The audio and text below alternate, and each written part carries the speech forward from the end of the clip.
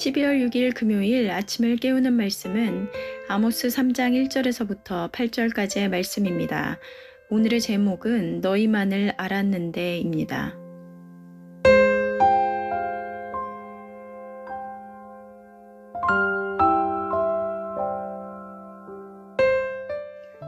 오늘의 말씀은 이스라엘은 선택된 하나님의 백성임에도 불구하고 심판을 받게 된 이유를 말씀하고 계십니다.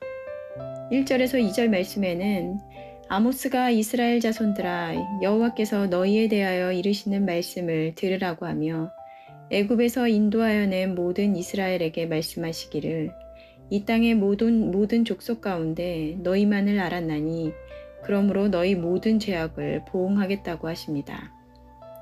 너희만을 알았는데 오늘 말씀의 제목인데요.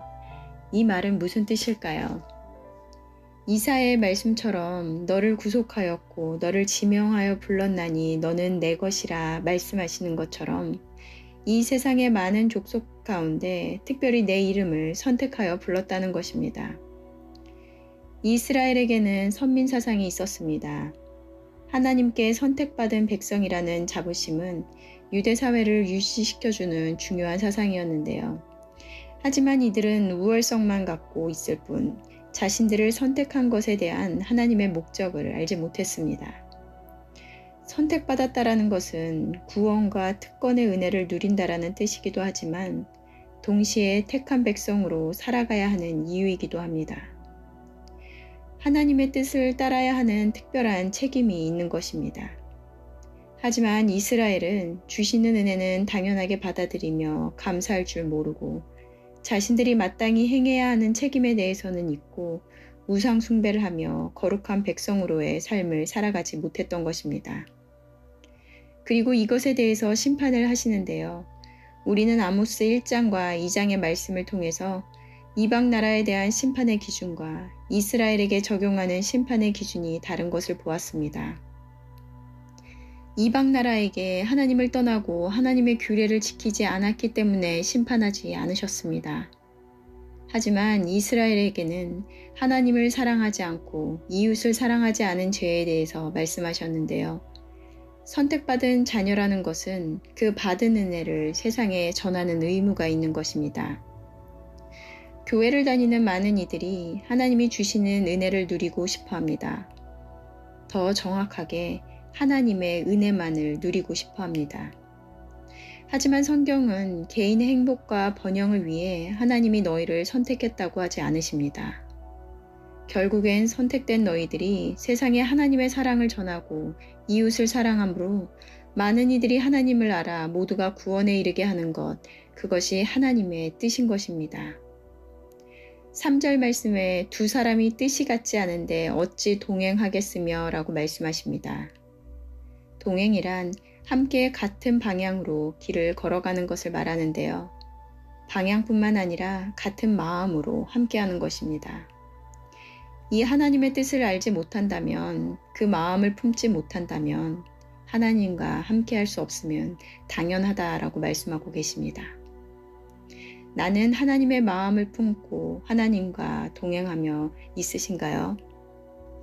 오늘 7절에서 8절 말씀은 하나님께서 자기의 비밀을 선지자들에게 보이지 않고는 행하심이 결코 없다고 하시며 하나님께서 말씀하셨는데 누가 두려워하지 않겠느냐라고 말하며 하나님의 말씀을 누가 예언하지 않겠냐고 합니다. 하나님의 말씀을 받으면 전하지 않을 수가 없음을 말하고 있는데요. 예레미야 또한 여호와를 선포하지 않으면 자신의 중심에 불붙는 것 같아서 골수에 사무쳐 답답하여 견딜 수가 없다고 하였습니다. 말씀을 전하는 것이 사람들의 환대를 받는 것이 아니라 종일토록 치욕과 모욕거리가 되어 다시는 여호와를 선포하지 않겠다라고 할 정도로 피하고 싶은 것이었습니다. 구약의 선지자들이 그러하였고 신약의 사도들이 그러하였던 것과 같이 말씀은 우리의 죄를 드러나게 하기에 누구도 좋아하지 않습니다. 그럼에도 하나님의 말씀을 받은 자들은 그들이 전할 수밖에 없는 것입니다. 주일학교에서는 매일 성경 순서에 따라 말씀을 전하는데요. 예레미야, 애가, 호세아 등 구약의 말씀들을 계속해야 전하는데 어느 날은 이런 생각이 들었습니다.